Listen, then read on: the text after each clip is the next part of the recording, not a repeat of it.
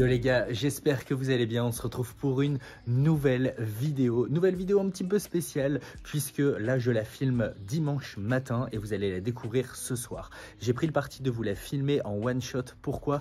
Puisque elle est un petit peu spéciale, vous l'avez vu dans le titre de la vidéo, j'ai pu acheter un nouveau vélo et du coup je voudrais me concentrer un petit peu sur les caractéristiques de ce vélo et pourquoi j'ai fait ce choix important à 1 mois et demi de l'Ironman. Comme vous le voyez autour de moi, je ne suis plus à Paris. Je suis pendant 10 jours en Bourgogne de retour dans la famille et ça va faire trop plaisir, notamment pour rouler avec ce nouveau vélo. Ceux qui commencent à me connaître l'ont peut-être remarqué, mais je viens juste de me lever. Donc là, ce qui va se passer, il est 7h30. Je vais aller déjeuner et ensuite je vous fais l'unboxing du vélo et je vous explique un petit peu les caractéristiques et les choix qui m'ont amené à l'acheter. Et autant pour moi, j'allais rentrer et vous montrer ce que j'allais manger et j'ai même pas pris le temps de vous remercier comme d'habitude. Vous remercier pourquoi? Puisque là on est 860 sur la chaîne. Les dernières vidéos font à chaque fois plus de 1000 vues. La dernière est à 1006 de mémoire et ça c'est vraiment un gros kiff. Beaucoup de commentaires, beaucoup de nouvelles personnes.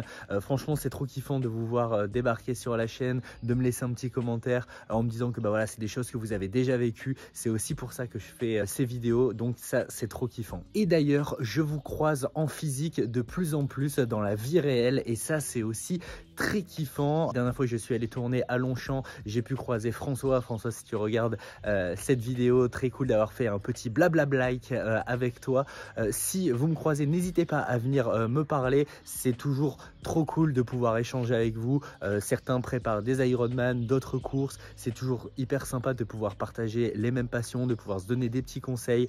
Franchement, c'est aussi et vraiment pour ça que je fais cette chaîne, pour le partage. Je sais qu'on est tous dans le même bateau, qu'on suit des prépas qui sont difficiles et c'est toujours bien de pouvoir se reporter à des gens qui ont à peu près le même niveau puisque voilà, on connaît tous les grands monstres d'Instagram, de YouTube sans les citer, mais vous les connaissez aussi bien que moi, qui font des choses exceptionnelles, qui arrivent à allier des perfs incroyables, que ce soit en muscu, en course à pied, en vélo, en natation. Et après bah, il y a le commun des mortels dont je fais partie. Donc l'idée c'est aussi de ramener un contenu un petit peu plus terre à terre pour que vous puissiez aussi un peu plus facilement vous identifier et savoir que vous n'êtes pas tout seul dans ce chemin. Bref, en tout cas, merci. N'hésitez pas à liker, à vous abonner, que ce soit sur Strava, sur YouTube et sur Insta. Sur Insta, c'est là où je vais répondre majoritairement à vos messages, à vos besoins, etc.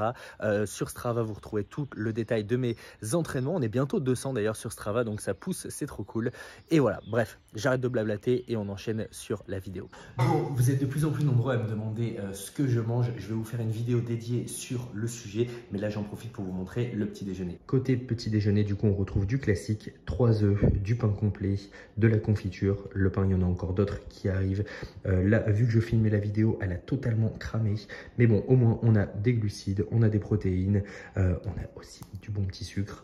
Et voilà, sans rentrer dans le détail, mes côtés compléments alimentaires, qu'est-ce que je prends? De la créatine pour les performances, pour la récupération, le collagène pour les articulations, le zinc et le magnésium, encore une fois, le magnésium pour la fatigue et ensuite aussi pour les articulations, Alpha Men de chez MyProtein, nom un petit peu bizarre, mais c'est un complément multivitaminé pour être sûr de ne manquer de rien. Et ça, vu que je ne mange pas ou très peu de poissons, oméga 369 pour être sûr d'avoir tout ce dont j'ai besoin. Je commande la majorité chez MyProtein. Vous avez le code. Eh ben non, vous n'avez pas de code, hein. Il faut passer à la caisse les gars, comme moi, puisque ici c'est la vraie vie. Mais bref, au moins vous avez tous les compléments que moi je prends. Encore une fois, je ne rentre pas dans le détail de ça, ni de la nutrition, j'y reviendrai dans une vidéo dédiée. Déjà les gars, ça c'est la housse que j'ai achetée chez Ekoi il y a quelques mois de ça maintenant, que je n'avais même encore jamais utilisée, mais elle était en promotion. Franchement, elle est top. Alors déjà, comme vous pouvez le voir dans la petite phrase marquée pro athlète, clairement j'ai l'impression d'être un athlète professionnel quand je me balade avec ça, et ça pour l'ego ça fait toujours plaisir. Dans le transport elle est hyper simple puisque vous avez une double poignée qui est juste ici et vous avez également la bandoulière que vous pouvez régler pour éviter que ça traîne au sol. Je viens de la retourner parce que ce côté là il est terrible je trouve. Cycling Pro Team, là tu as vraiment l'impression d'être un vrai pro. En tout cas, très satisfait de cette housse de transport. Enfin, je dis ça, mais j'ai même pas encore déballé le vélo, donc on verra si je suis si satisfait que ça dans quelques minutes. Donc, j'ai récupéré le vélo vendredi, si je dis pas de bêtises, et je l'ai mis dans les transports vendredi en fin de journée pour prendre le train. Ça s'est super bien passé. Le vélo est très léger, donc ça se fait plutôt facilement. Et maintenant, il n'y a plus qu'à aller le déballer. Let's go!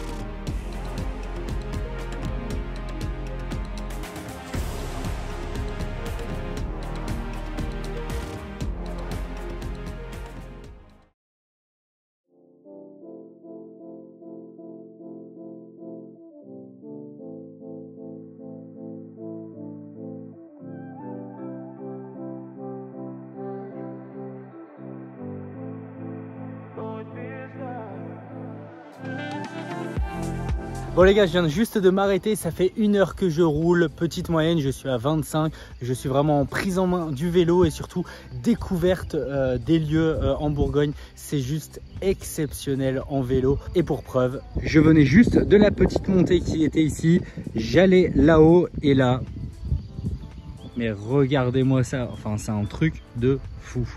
Pour ceux qui sont habitués, j'imagine que ça doit pas leur faire drôle, mais franchement là le cadre est exceptionnel avec surtout ce magnifique petit bébé. Bon là vous le voyez plutôt très bien et ça fait 1 heure que je roule et c'est juste exceptionnel. J'en profite quelques instants pour vous expliquer pourquoi j'ai changé de vélo. C'est un point important, mais en fait j'avais cette petite voix dans ma tête depuis quelques semaines, même bientôt quelques mois, que le Giant Propel n'était clairement pas fait pour moi. Et d'ailleurs vous avez pas mal contribué à mes réflexions puisque je vous avais fait part dans mes dernières vidéos de quelques frustrations que je pouvais avoir sur le vélo et certains d'entre vous, et je vous en remercie, ont pris le temps de commenter et de me donner quelques pistes de réflexion, ce qui m'a permis d'alimenter un petit peu mes recherches et de comprendre pourquoi le vélo ne me convenait pas. Alors quand je dis que le vélo ne me convenait pas, c'est un petit peu abrupt, néanmoins c'est vrai que le Propel c'est un vélo aéro avec un cadre qui est ultra rigide. On est sur un modèle de 2021, voilà, c'était très brut et pas forcément très agréable sur les sorties longues. Quand il y a du dénivelé, bah forcément c'était aussi très compliqué. Alors très compliqué, on s'entend, j'arrivais à le monter, mais le problème c'est que c'est un vélo, il faut avoir les jambes clairement pour le prendre en main.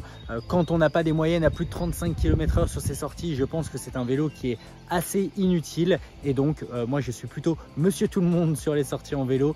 C'est pas mon but d'être à plus de 35, enfin si je pouvais avec plaisir, mais en tout cas c'est pas encore mon niveau, donc voilà, le vélo ne me convenait pas forcément. C'est donc pour ça que j'avais besoin d'un vélo un peu plus polyvalent et le TCR pour moi était tout choisi.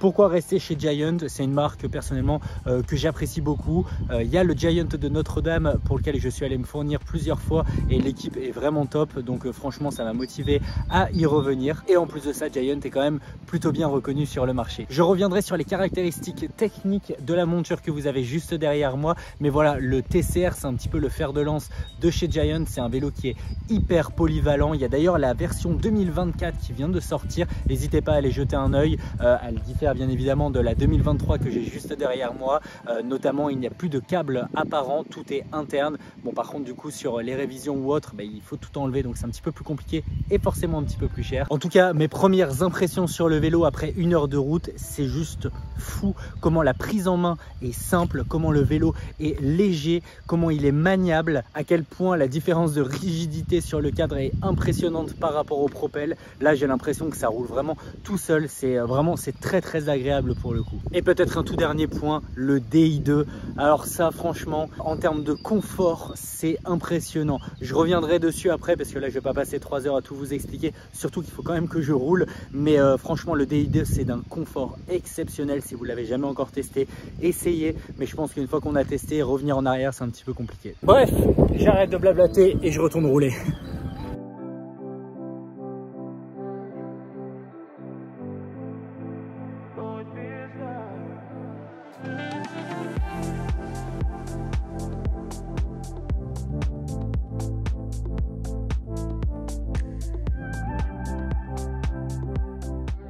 Ok les gars, donc on est parti sur les quelques explications techniques de mon nouveau vélo. Donc il s'agit d'un Giant TCR Advance Pro 1 en disque. Côté cadre et fourche, on est sur du carbone Advance Grade de chez Giant.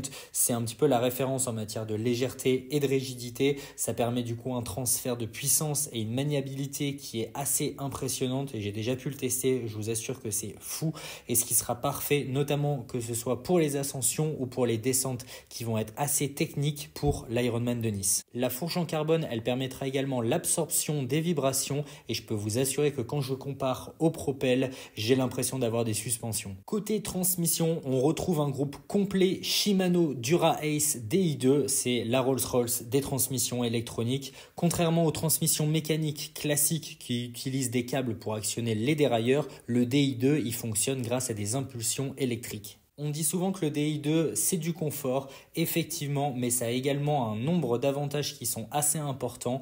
Les changements de vitesse sont d'une précision et d'une rapidité qui sont impressionnantes et du coup même dans les conditions difficiles, quand on est en montée, ça bouge tout seul et vraiment c'est hyper agréable. Le DI2 a également pas mal de fonctionnalités cachées, vous allez pouvoir paramétrer les changements de plateau et de vitesse en synchronisé ou en asynchrone et franchement ça c'est hyper puissant, mais je vous ferai une vidéo dédiée sur le sujet. Côté pédalier, on est en 50-34, ce qui permet de m'offrir une large plage de vitesse.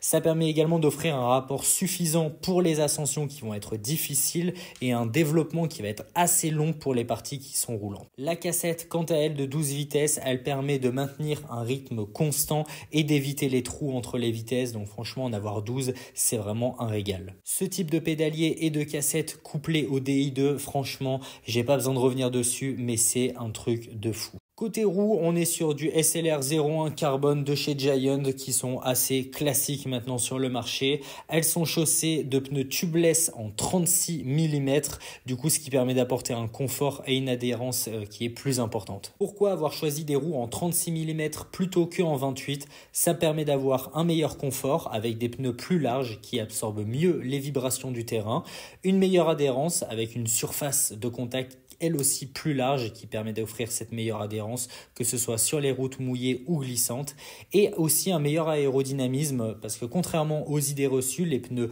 plus larges peuvent être plus aérodynamiques surtout à vitesse élevée. Voilà les gars, fin de cette vidéo, j'espère que vous aurez kiffé le format qui change un petit peu de d'habitude. La semaine prochaine, je suis entièrement en Bourgogne, donc au niveau des entraînements, ça va carburer. Cette semaine a été un petit peu plus calme. Si ce n'est pas encore fait, n'hésitez pas à liker, à vous abonner, à commenter surtout, à venir sur Strava, sur Insta. Vous pouvez me retrouver partout et c'est avec plaisir que j'échangerai avec vous. Ciao la MIF et je vous dis à la semaine prochaine. Ciao.